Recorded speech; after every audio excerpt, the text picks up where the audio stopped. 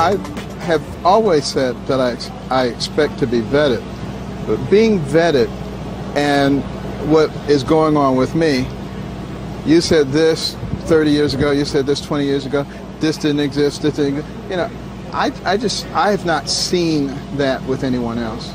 Dr. Ben Carson on Meet the Press Sunday, once again taking issue with some of the media coverage of his campaign.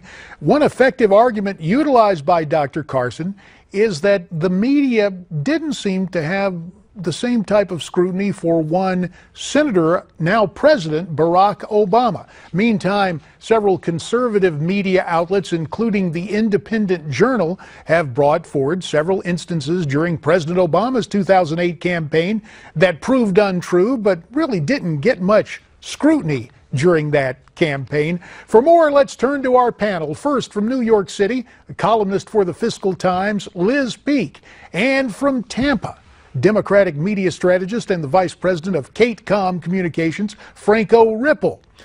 Franco, here's your guy. And the Independent Journal goes back to a Memorial Day speech in which the president said his uncle contributed to the effort against concentration camps during World War II. Let's all go down memory lane, take a look at this. I had a uncle who was one of the who was part of the first American troops to go into Auschwitz and liberate the concentration camps. Just one problem with then Senator Obama's history. The Soviets liberated Auschwitz, not American troops. And that story eventually came out of the New York Times back in 2008. But hey, I guess anybody can make a mistake, huh, Franco?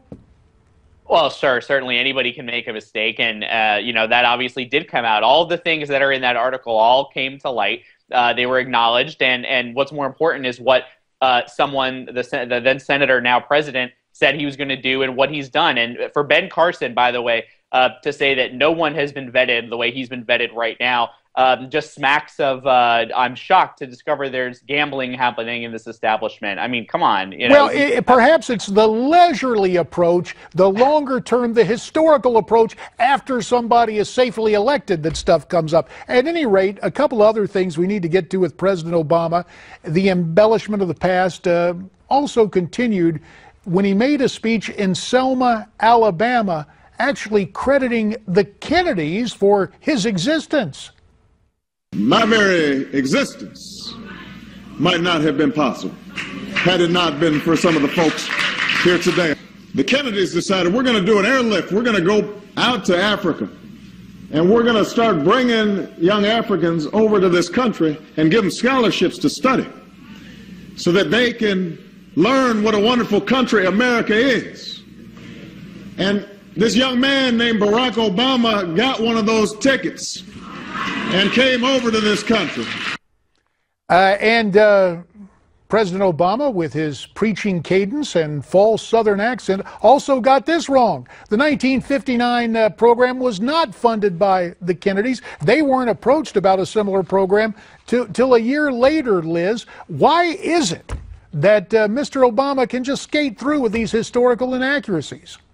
Well, I mean, look, we all know that the media tends to lean very far left, so far left that sometimes it falls over on itself and is incredibly embarrassed, as it was after the last GOP debate. This is just one more instance, this sort of lackadaisical follow-up, if you will, on the storytelling of by the way, not just Barack Obama, but also Hillary Clinton, who has also had a lot of whoppers that basically just sort of slid by with just a glancing blow of truth-telling thrown in by, as I say, a sort of biased media. I do thought, actually the funniest thing about that clip, though, is this Southern accent. I mean, I almost didn't recognize his voice, but there he is in Selma.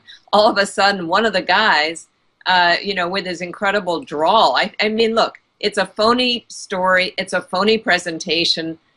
To my way of thinking, there's a great deal about this president that is not smack true from day one. The cornerstone, Obamacare, back on the campaign trail, the president's main argument was about how insurance companies treated his mother. Let's listen to this. For my mother to die of cancer at the age of 53, and have to spend the last months of her life in a hospital room arguing with insurance companies because they're saying that this may be a pre-existing condition and they don't have to pay her treatment. There's something fundamentally wrong about that. Yeah, here's the only problem. It wasn't true.